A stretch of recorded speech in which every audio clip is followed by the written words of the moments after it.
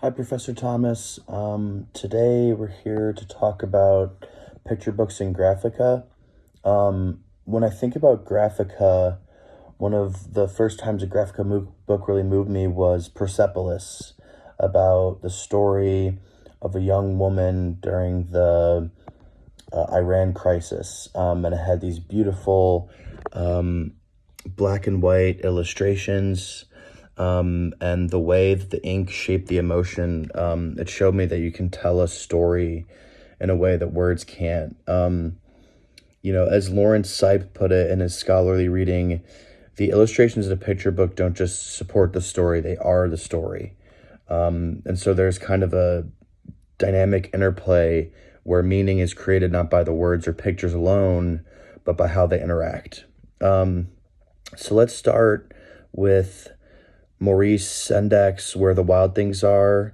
At first glance, it's a simple story. Max misbehaves, gets sent to his room, imagines a wild journey, and then comes home again. But visually, the story is doing so much more. Take the page progression. As Max's imagination grows, so do the illustrations. The borders disappear.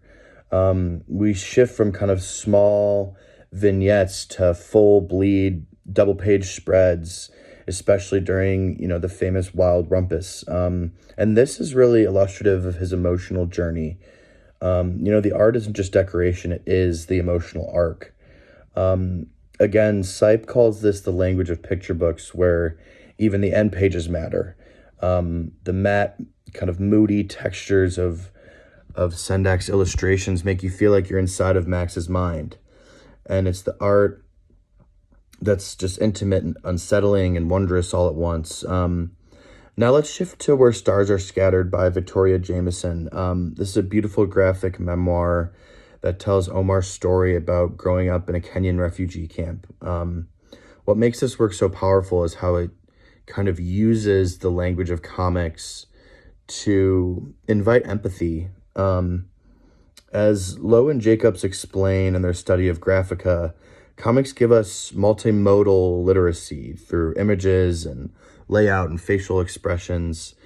And, when stars are scattered, those spaces speak volumes. The aching pause between Omar seeing his brother alone on the ground and his decision to walk away. And it's really the art that carries this extreme emotional weight. There's one moment in the story where Omar looks out at the kind of endless desert sky with stars scattered across the black, and the pages nearly silent with only a few words. The art kind of slows us down. It demands that we feel with Omar, not just for him. These works, both Sendak's picture book and the graphic novel, are in completely different form, but they both deepen our emotional experience. That's what Sipe argues about, that picture books are a form of visual literacy. And this connects to how I fell in love with reading in the first place. Persepolis was the gateway. I remember flipping pages, struck by how simple lines could convey grief and resistance and pride. Lowe and Jacobs called graphic novels equal text partners in literacy, not just tools for reluctant readers. And that starts with learning how to read the images as well, just as we read words. And so in a world kind of flooded with visual media, picture books and graphic are a way to train young readers early.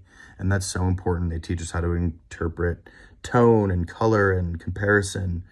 And you get a lot of feeling through the form itself. So I'm so glad to have took a deeper study into such a famous picture book, Where the Wild Things Are. Those images are indelible. We'll know them forever. They've kind of become a cultural icon. And When Stars Are Scattered was just a beautiful story that showed me how to read beyond the text into the images, to read through the art and to feel the story. So great books, and I'm happy to have read them.